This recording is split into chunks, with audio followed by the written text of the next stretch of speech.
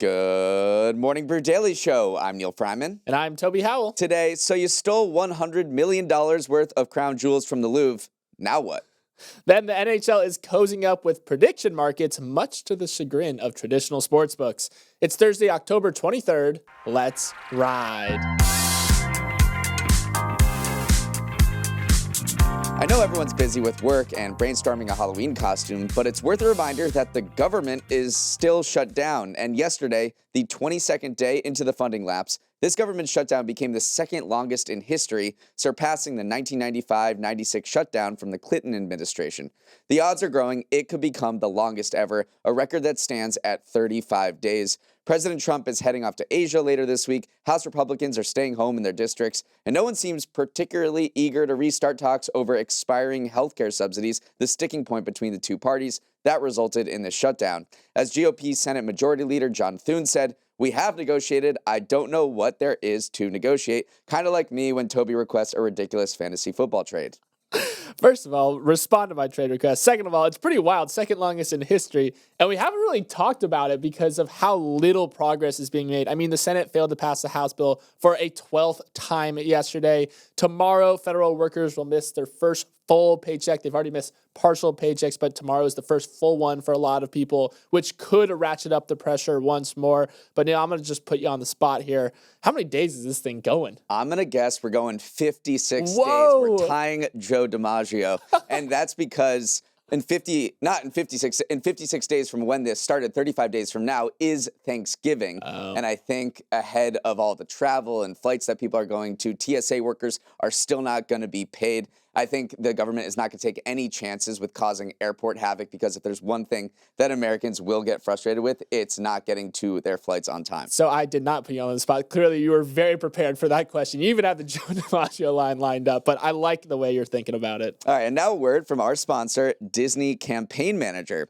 As a marketer, you're trying to get your brand and its message in front of the right people at the right moment. Because if you're figuratively advertising gardening supplies and your advertisement is landing in the middle of the desert, that's pretty much money down the drain. So picture the right audience and also picture them where they're most engaged. That's what Disney Campaign Manager wants to help you tap into. Disney Campaign Manager has simplified streaming TV ad buying, allowing you to set up, launch, and optimize campaigns all from a single, easy-to-use platform. Your ads can then appear within iconic content on Disney+, ESPN, and Hulu's streaming platforms. It's the entry point into a culturally relevant ecosystem spanning shows, brands, and talent, all designed to make resonant, performance-driven advertising accessible, measurable, and easy to advocate. Learn more at DisneyCampaignManager.com. That's DisneyCampaignManager.com.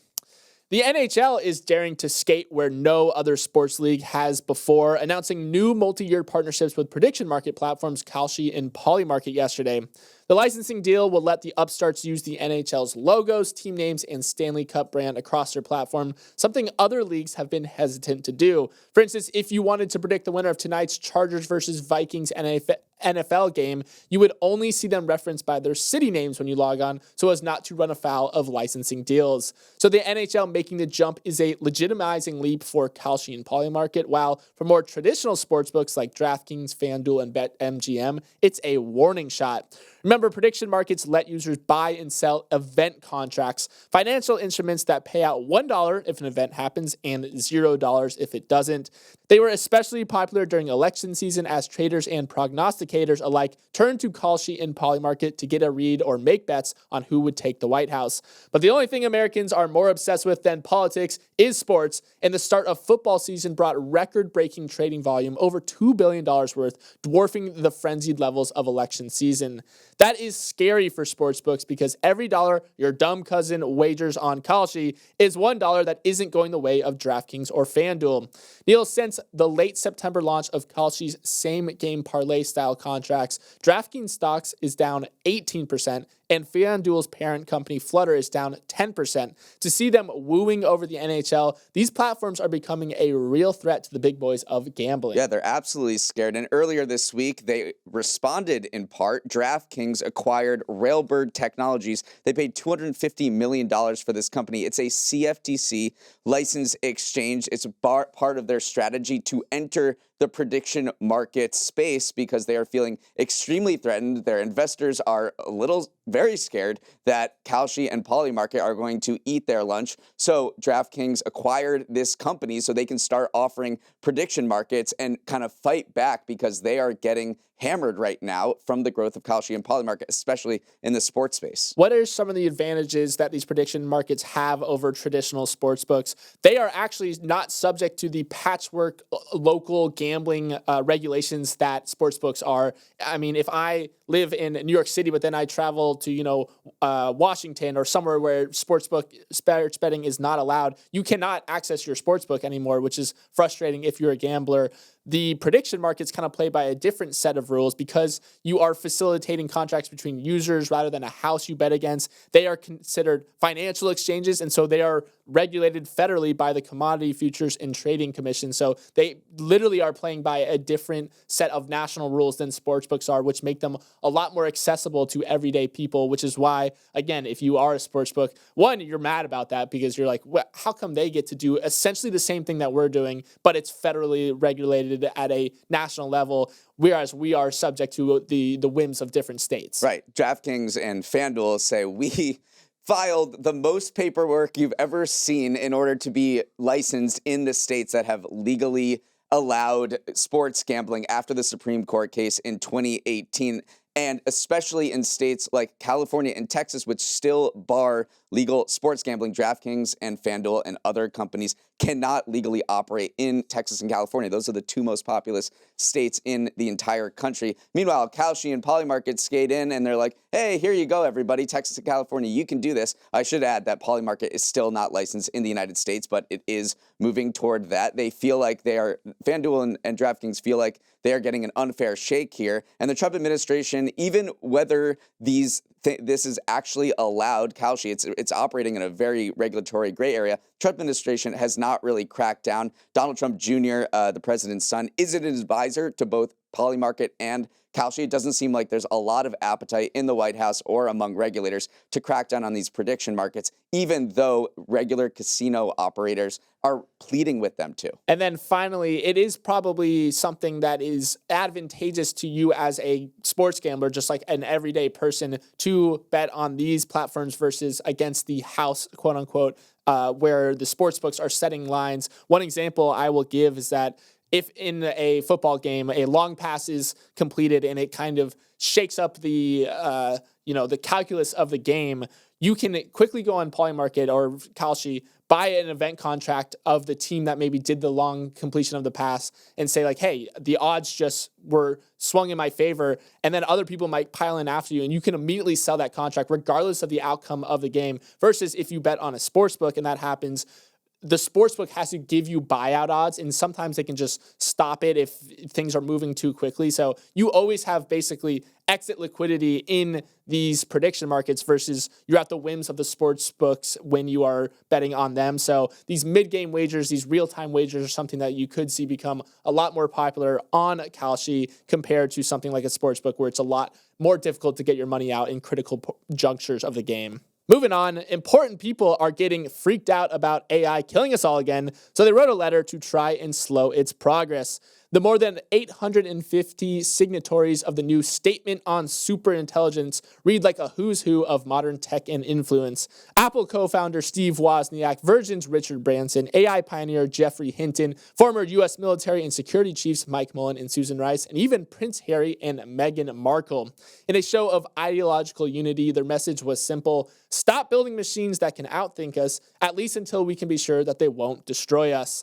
The letter specifically called out threats ranging from mass unemployment and surveillance to full-on civilizational collapse, urging the governments of the world to ban development of, quote, superintelligence until scientific consensus and public approval catch up.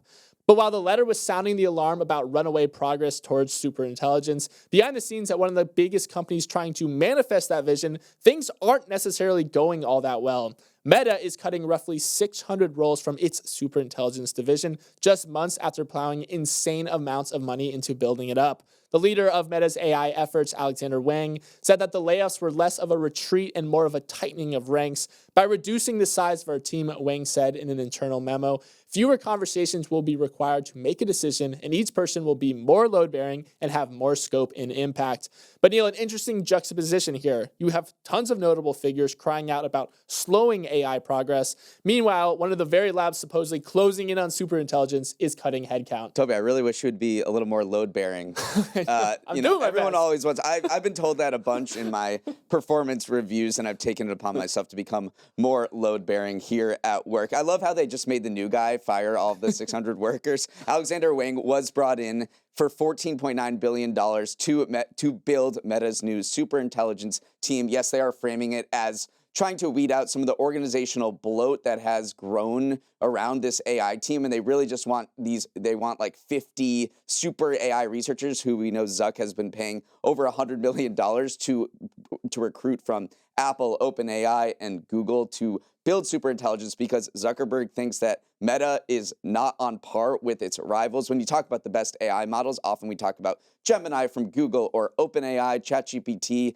You don't often talk about Llama, which is Meta's model, because in April it released its 4th iteration. Developers were not that impressed with it, and Zuck got a little spooked, so he decided to go on this insane spending spree to bring in the best AI researchers, and he feels like, the people maybe that they had already on staff were not up to par with this particular group that he's brought in. So he's trying to, he's told Alexander Wang to lay off all these people. They're saying they're going to find other places at Meta for them, but it is a reorganization because they do feel like they're behind. Meanwhile, you have this letter that was published. It's kind of the AI doomer versus, call them, AI boomers debate is not something that is new. It's been going on since this technology first emerged, but doomers kind of push for precaution and regulation. This is not the first time. It feels like every few cycles or so, we get another headline like this where a lot of people start pushing back saying, we need to slow down because we are basically driving into the night with headlights. We can hardly see in front of us. Is it smart? There might be a cliff in front of us. So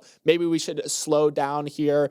And it is something that is semi-reflected in the popular opinion as well. The Future of Life Institute found that only 5% of Americans support fast and unregulated AI development. So maybe this is something that you are hearing this group of people talk for the majority of people saying, I don't know if we want Zuck and Alexander Wang, driving us towards superintelligence. Maybe we should take a step back and pause here. But then on the flip side, people are saying, we're not even close to superintelligence. That is a word that's become a buzzword, but no one can truly define what it means.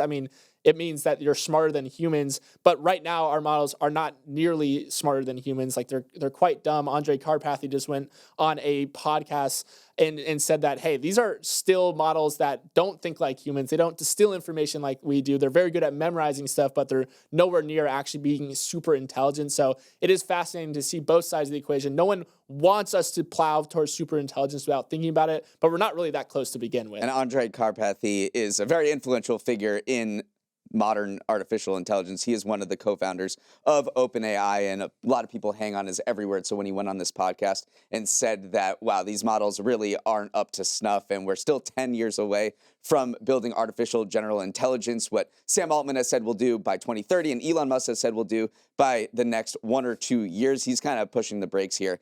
So maybe some of these concerns are a little unwarranted, according to him. All right, the Louvre reopened Wednesday for the first time since 4 thieves pulled off an Ocean's 11-style heist over the weekend, taking off in broad daylight with what authorities called priceless jewels from the Napoleonic era.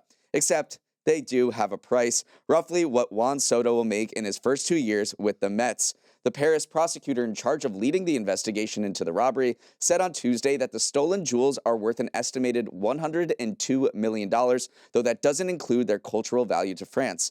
This sum is indeed extremely spectacular, the prosecutor said, but it is in no way comparable to the historical damage caused by this theft. Investigators are making the number public in the hopes of persuading the robbers against breaking apart the jewels or melting them down to sell on the black market, because they'll be worth a lot less broken down than in their original form.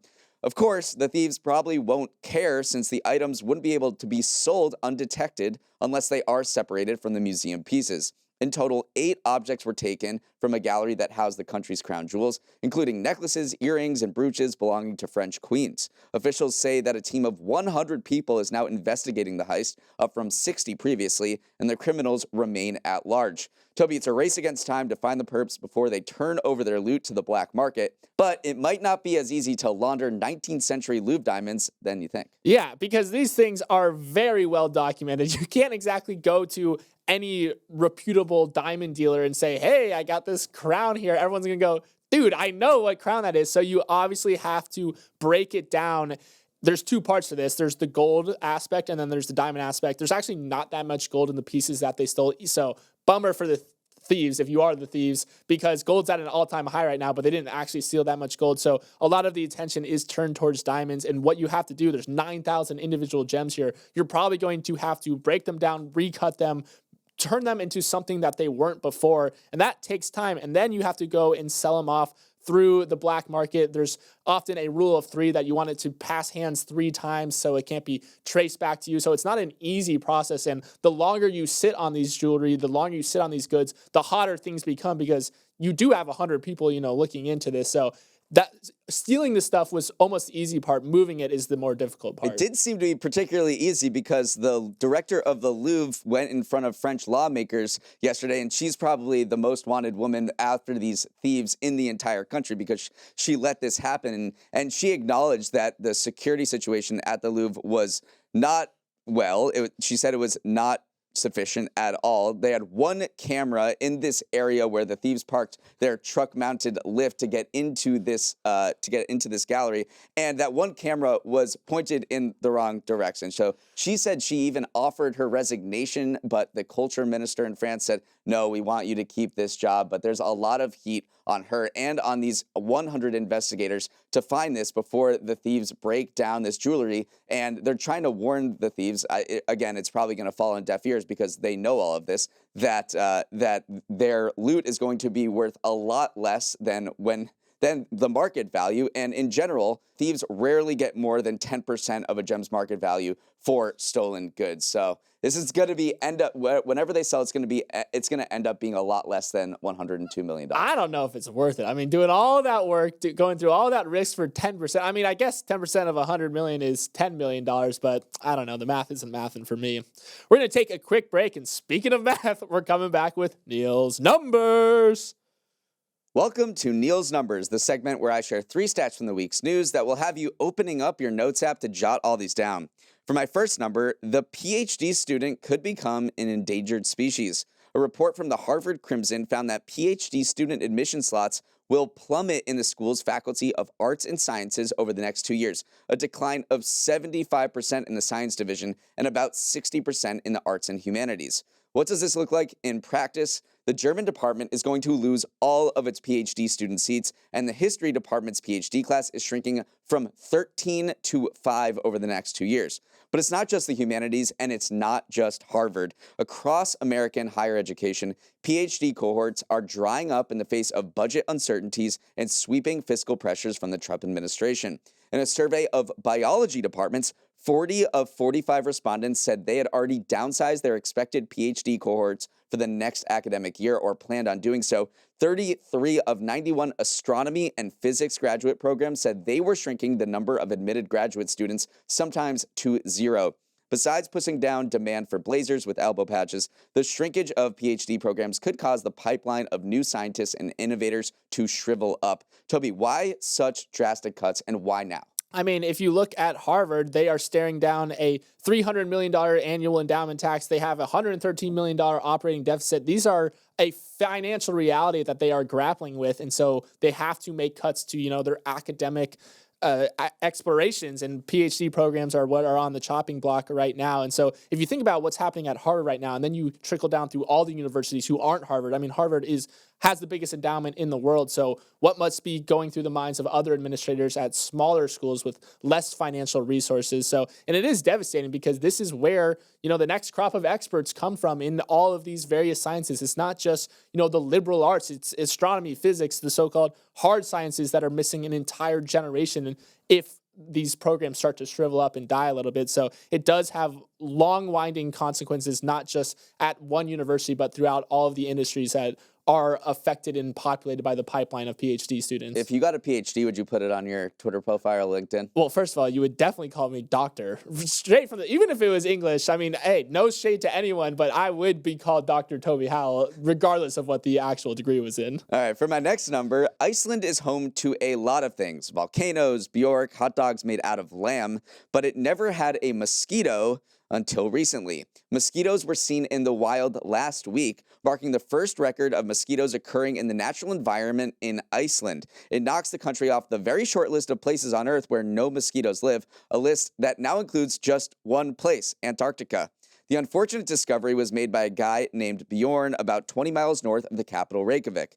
Experts didn't seem too surprised that a mosquito would eventually turn up in Iceland. Yes, mosquitoes do thrive in warmer, humid environments, but they've also made a comfy living on Iceland's frigid neighbors, Norway, Denmark, Scotland, and Greenland.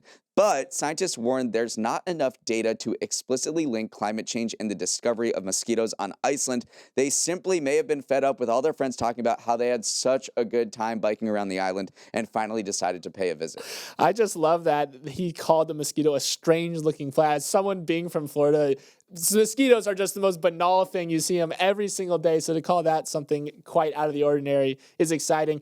Also, the end of one of the great trivia questions of our age of like, we're the only two places on Earth where mosquitoes have never been found. Iceland falls. But yeah, we are entering what a lot of scientists call the mosquito age. As the planet warms, mosquitoes are going to be one of the biggest beneficiaries because they flourish in hot and humid conditions. So it kind of a little bit alarming to see them pop in a place that you don't necessarily see before, but these conditions are becoming more frequent and more intense, so it might happen more than you think. And I'm about to pour my entire net worth into Icelandic bug spray. Oh, smart. Okay, I like that. for my final number, speaking of Florida, Florida removed 3 times as many Burmese pythons from the Everglades this summer than they did last summer, thanks to an innovative partnership with a leather company.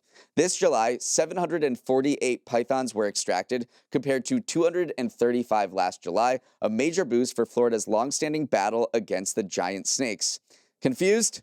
Yeah, here's a little background for those of you not from Florida on what this is all about. Toby told me every Floridian knows this story, but my New England butt sure hasn't. So, back in 1992, Hurricane Andrew destroyed a breeding facility for invasive Burmese pythons, releasing them into the wild where they bred like pythons. Meanwhile, more people began importing the snakes from Southeast Asia, then letting them loose in swamps when they inevitably got too big for their houses, compounding the problem. Since 2013, Florida has held an annual python challenge that offered amateur python hunters a prize to bag as many snakes as possible in 10 days, but that only moved the needle so much. This year, though, officials made what appears to be a game-changing decision. They partnered with Inversa Leathers, a company that turns invasive species into fashion items like wallets, belts, dresses, and more. Through the public-private partnership, Inversa is buying the python skins from the hunters, creating a more robust market for snakes and incentivizing more python hunting. Toby, now I kind of understand why you are the way you are. I mean, I'm just as scared of the Everglades and pythons and the gators down there as anyone. But yes, it is true that a lot of Floridians know that the python problem in the Everglades is a major issue. These things are big too, because this is not necessarily their natural habitat. There is pictures of them eating alligators. Like, they are legitimately large creatures here. But the thing that I thought about when I heard about Inversa getting into the game and incentivizing these python killings is the cobra effect that happened in British India, where British colonial officials were offering bounties for every dead cobra because they had the same issue. They wanted these deadly snakes their population to be controlled, which led to locals breeding cobras and then killing them to reap the reward. So I wonder if this sort of perverse incentive is going to be created by creating a marketplace. Like, if the incentives become too high, then people might start, breeding these pythons themselves. So fascinating to see how these incentives can incentivize behavior and lead to either more python killings or maybe potential more pythons being released into the wild. Now let's sprint to the finish with some final headlines. Tesla reported earnings yesterday, and there was some good news and some bad news. First, the good, the car company snapped its revenue-losing streak this quarter, reporting 12% growth after back-to-back declines. But the bad news is that profits plunged as AI and R&D spending ballooned. The company missed Wall Street earnings estimates, setting shares down nearly 5% in after-hours tradings. More bad news, much of the quarter's sales were pulled forward by the expiration of U.S. EV tax credits. But the good news is Tesla's energy division quietly became a major growth engine, now making up a quarter of the company's revenue. As always, Musk's focus was on robotics, AI, and, quote, futuristic visions, which left investors uneasy about the company's near-term roadmap. But one last piece of good news, Tesla is not being valued on its near-term financial performance as a car company, so these results don't matter as long as you trust Elon's futuristic visions. So I listened to the Tesla call. Elon Musk said nothing about demand for the company's EVs and anything about the federal tax credit expiring in September. There was zero mention of the Cybertruck, nothing about tariffs on auto parts, nothing about what things look like for the fourth quarter in terms of cars. What he did say was, Optimus, the robot, will be an incredible surgeon. You can actually create a world where there is no poverty, where everyone has access to the finest medical care. So Elon Musk is looking years into the future, but also everyone is looking toward November 6th, which is when this pay vote on Elon Musk's compensation package, which could lead him to become the world's first trillionaire, will be held. Elon Musk over the weekend and also yesterday reiterated that if he didn't get this pay package, he was out from Tesla because he has all these grand visions about AI and robotaxis and Optimus performing incredible surgery. But if he doesn't get this pay package, which could be worth up to $1 trillion, then he's gone. So we'll see that November 6th date is going to be hugely pivotal for the future of this company. Finally, they're getting another league of their own. This week, the new Women's Pro Baseball League announced the 4 cities that will host teams for the inaugural season. New York, Boston, Los Angeles, and San Francisco, bringing the first U.S. Women's Professional Baseball League in more than 75 years closer to reality. The WPBL was announced last year and held tryouts for more than 600 players at Nationals Park in D.C., including former Little League World Series phenom Monet Davis. And who threw out the ceremonial first pitch to Davis during tryouts? 97-year-old Maybelle Blair, a star of the first women's baseball league in the U.S., the All-American Girls Professional Baseball League, and a big inspiration for the movie A League of Their Own. Yeah, New York, Boston, Los Angeles, San Francisco, the big 4 teams of this first new league. It is interesting. I was looking at the Twitter announcements of these teams, and Boston was by far the most shared, most liked, most commented on. They're the most pumped for it, but it is smart from this league because they're just going after the 4 biggest markets in the MLB as well and just saying, hey, there's clearly demand there. Let's go to these places. But I'm excited for this, honestly, because I remember when, Monet Davis was mowing people down at the Little League World Series. Like, there are girls who play baseball growing up and then they inevitably transition to softball because there's not necessarily the ecosystem or the architecture to support baseball beyond a certain level. And so why not? I mean, last time we had this was back in World War II era. That was maybe something that was driven more by the necessity. This is more driven by the boom in women's sports right now. So I'm excited to see this league kind of come online and mature and see what these people can do. That is all the time we have. Thanks so much for starting your morning with us. Have a wonderful Thursday. If you have any feedback on today's episode, send a note to morningbrew@morningbrew.com. Let's roll the credits. Emily Milliron is our executive producer. Raymond Lute is our producer. Our associate producers are Olivia Graham and Olivia Lake. Hair and makeup is gone python hunting. Devin Emery is our president, and our show is a production of Morning Brew. Great show today, Neal. Let's run it back tomorrow.